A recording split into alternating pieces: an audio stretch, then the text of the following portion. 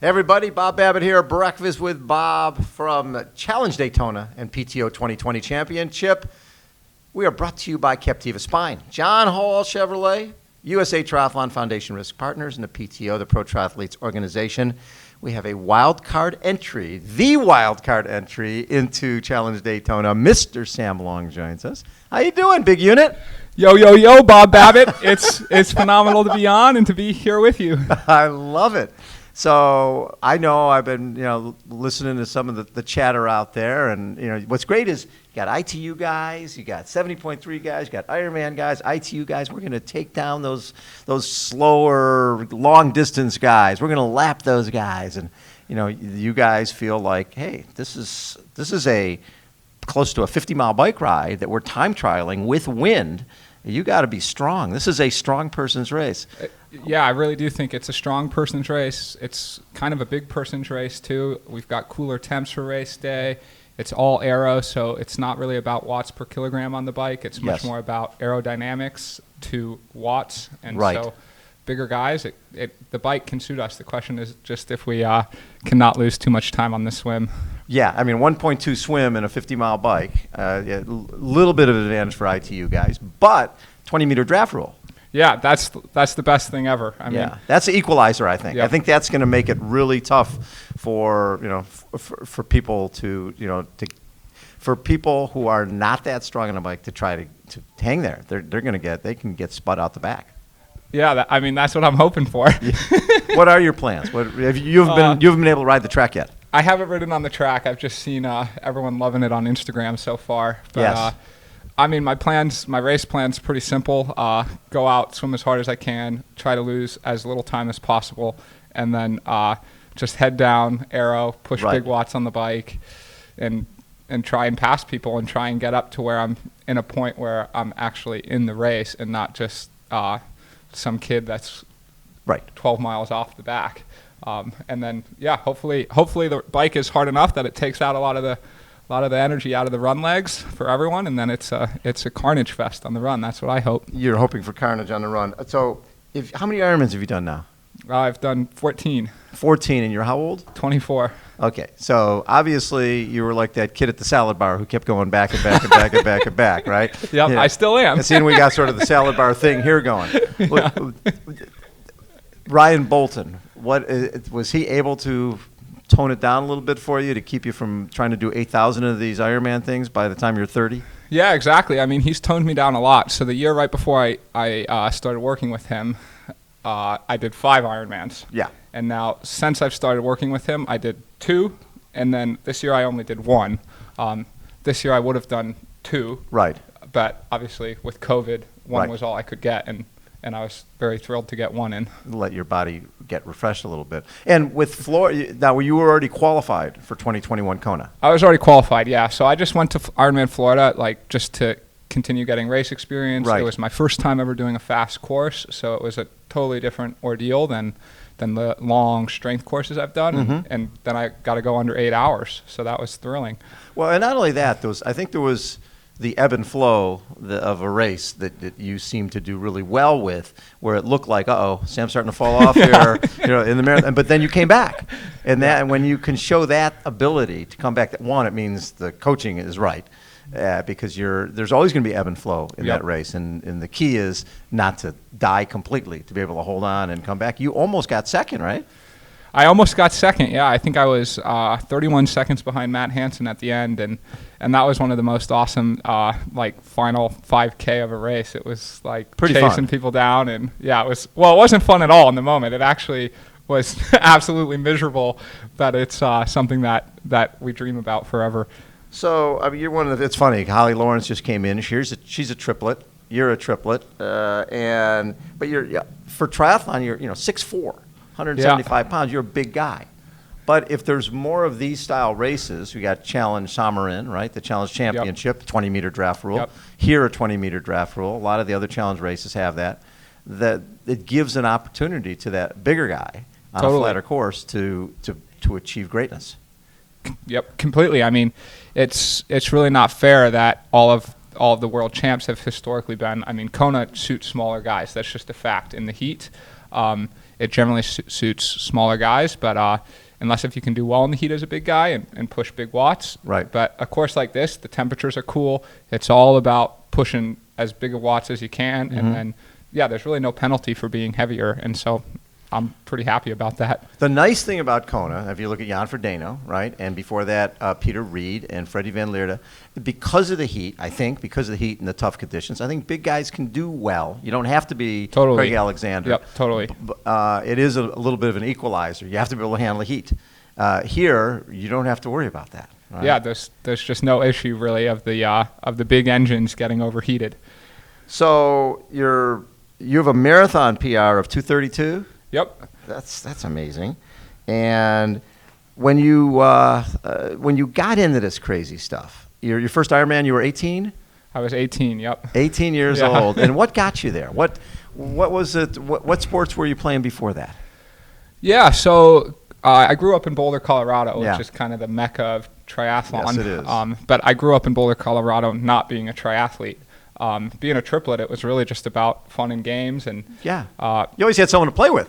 2 people to play with. It was the best thing ever. It was. It's not like you had to go down the block. I had to go get kids from the neighborhood to come play. You didn't need anybody.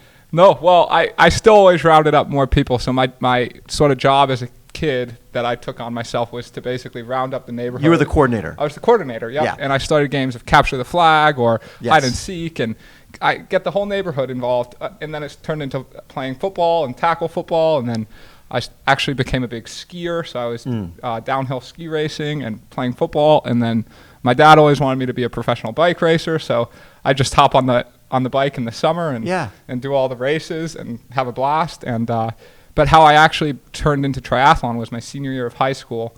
I was then running for the cross country and track team, and I had a dream to run in college. And I was running a 4:35 mile going into my senior year. Yeah. And then I jumped off a cliff skiing, and I tore my MCL. So I ruined my whole track season. And my dad, being the guy he is, said, "How about for your rehab, you do an Ironman?" I said, "Now, was your dad into that? Was your Nope. dad an Ironman guy?" No, but he's into like Leadville 100, all the ultra endurance bike rides, La Ruta, which is a super amazing race. Oh my God, Ruta de Conquistador. Yep, exactly. Oh my God. So your dad is a nutty guy. He's a nutty guy. So wow. So the nutty guy says to me, "Why don't you do an Ironman as your rehab?" And the idea just struck to me. And granted, I was in a cast; I couldn't walk. And it was the first year Ironman Boulder came around, and it was April, and that race was in August. So I had like 5 months. Perfect, plenty of time. Perfect. I said, "Great, let's do it." And did your dad train you? No. I trained myself, which is probably where all my crazy ideas were born. Yeah. Because I just basically tried to train as much as possible. Right. And it went pretty well. And so you were obviously racing as an age grouper at that point. And did that qualify you for Kona? I did. Yep. I qualified for Kona in my first Ironman. Yeah. And it's not like you went and did a sprint and an Olympic.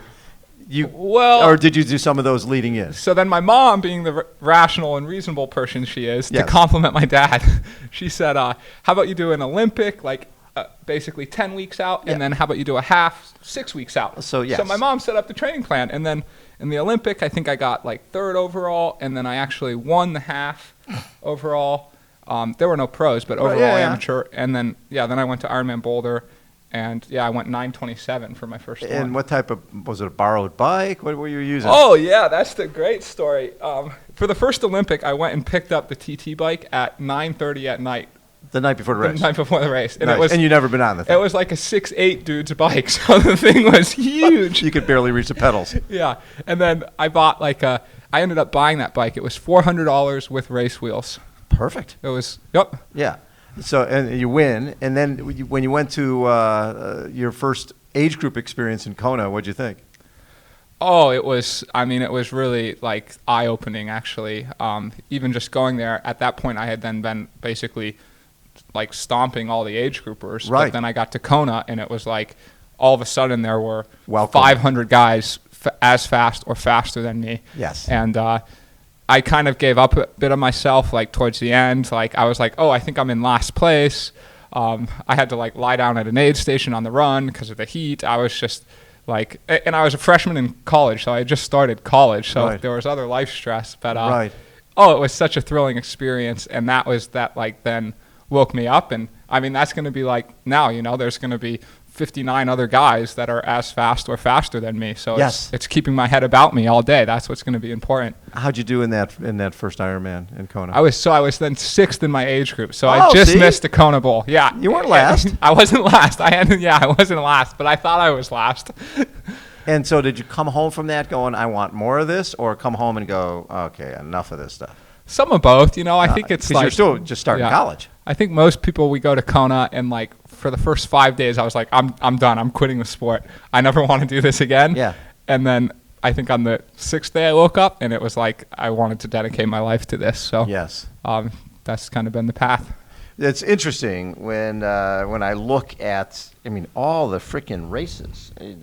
You got a big sheet there. I got a big sheet, and this is just 2019. I'm like, okay, there's Ironman Chattanooga, 70.3 Worlds. Okay, 35th there, but 70.3 Boulder, and Ironman Boulder 5th. And you win 70.3 Victoria. Yep. What was your first win? Your first pro win? 70.3 Chattanooga. Chattanooga. Yeah, last year. Very cool. So, so 2019 was a huge year. You were doing a lot of races. And 18 as well. You did Ironman New Zealand. You were 9th, 5th at Ironman Boulder. I had 4 top 5 Ironmans in 2018. Yeah. And end of the year was 2nd. So when did you reach out to Ryan Bolton, or did he reach out to you? How did that connection work? So that's actually, I think we need to thank the matchmaker Ben Hoffman for that. Yes. And that was really, if you look at 2018, my results were getting there, and then if you look at 2019 and now 2020, Yes. I completely changed as an athlete, and that was really because of this 2-week period. And Ben Hoffman invited me to come train with him in Tucson and stay with him at his house. Wow. And this was in the Kona build. Yes. And Ryan Bolton was also staying at the house.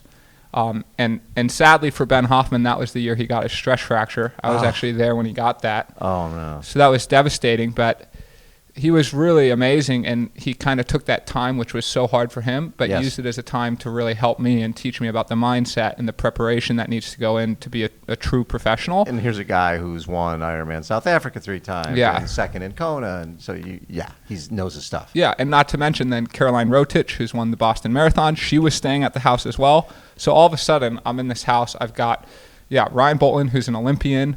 I've got Caroline Rotich, who's won the Boston Marathon. And I've got Ben Hoffman.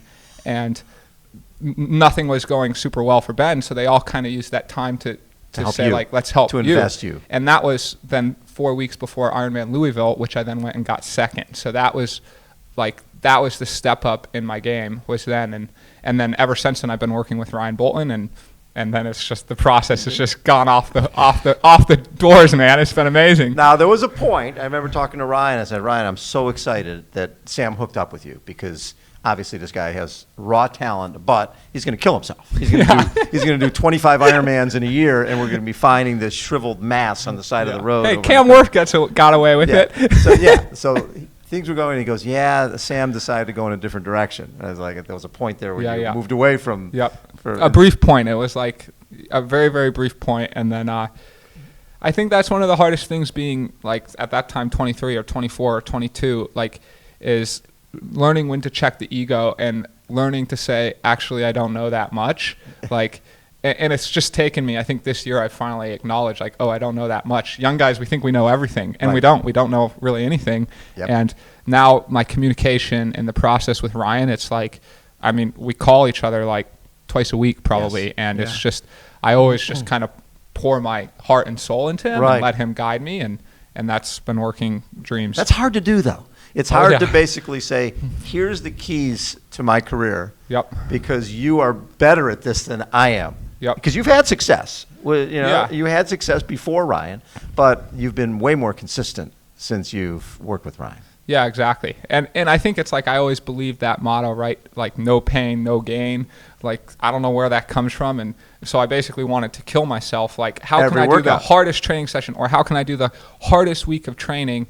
And I would put some weeks now that I look at that were crazy, even though I was, 30% less good then. Yeah. But I would just muscle through it. But then I'd be I'd be like in bed for 2 weeks, and now it's like I'm just steady and consistent all the time. And then on race day is when you dial it up.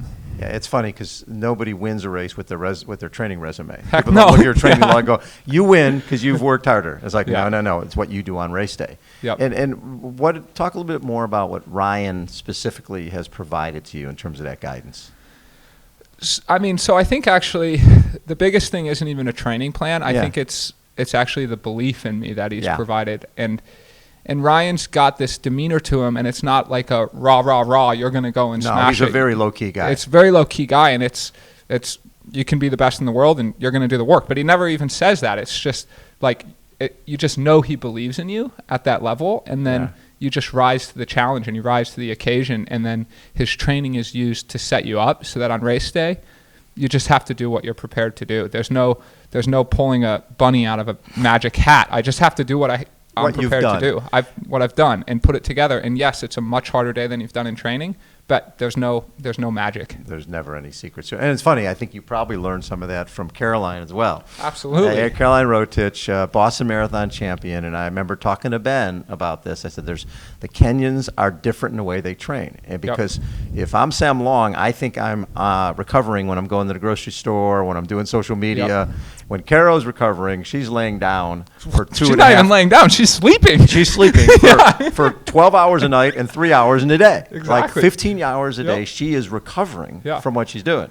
I'm guessing you probably gained something from that. Yeah, so now, really, truly, how I view the job of being a professional triathlete is the swim, bike, run, that's play. That's still play, and that will always be play for me, at least I hope. The job is coming back, sitting in the boots, sleeping, eating, making my girlfriend or my parents go to the grocery store if I can. Right. Like it's all the stuff you do to recover. It's not the so-called work. That's the fun. No, you want to do as little as possible besides training. Yeah, exactly. Right? You want to be able to just let the world. When my buddies went and trained in Kenya, they talked about how when the Kenyan athletes finished a run, they would lay on the ground and watch the clouds go by for hours. Right? Yeah. That's real recovery. Yeah. And there's something that Americans don't quite understand about real recovery. Real recovery, but it's the most important part. It is the fourth event. Yeah. And I mean, the other thing with that I've been having to learn is like real recovery also means like turning off the social media and like finding a place like where you can really be quiet. And I've gotten into meditation because there's just been so much crazy stuff going on that it's like, turn off the phone, turn off everything, go sit in my dark basement and like just sit and like breathe and find calmness and stillness and do that for 10 minutes and then get up and go about your recovery. Right. And then your parasympathetic nervous system is engaged and then you're actually recovering. Look at you talking big words and stuff. I like it. Big words. Who knew? Wow. That is very cool stuff. I mean, the deal is that in this day and age, being an athlete and racing is one part of you being a professional triathlete, right? You need to do social media. You need to create a persona that is beyond Sam Long is, he's out there. He's going to say some stuff, just like Cam Worth, like Lionel Sanders. But that makes you valuable to sponsors. Completely, yep. Right? That's a big part of it. Yeah. So it's understanding you're building a persona, but you're still, when you're not, that guy's not out there, you've got to do the preparation to win the biggest races on the planet. Well, exactly, right? You can have that persona, but if they can't win races, It means nothing. It means nothing. Yeah. Love it. Sam, I'm really looking forward, and I know you're looking forward to going out there and catching yourself a couple of ITU guys and hopefully having the best race you've ever had. I hope so. Yep. I'm just thrilled to be here. It's been an amazing. I've been here for 12 hours and going to the pool. It was like seeing everyone. I just like it's been awesome. This so is happy. the All-Star game. What's going on? There's Brownlee. There's Vincent Louise. There's everybody. Yeah, but then I go, oh heck, I'm playing in it. I'm playing in the All-Star game. Who knew I was going to get to play in the All-Star game? Yeah. That's awesome. Sam, thanks, buddy, for taking time. Always a pleasure. Yeah, thank you, Bob. Yep. Sam Long has been our guy. My name is Bob Babbitt. This is Breakfast with Bob from Challenge Daytona PTO 2020 Championship. Hold on, everybody. We will be right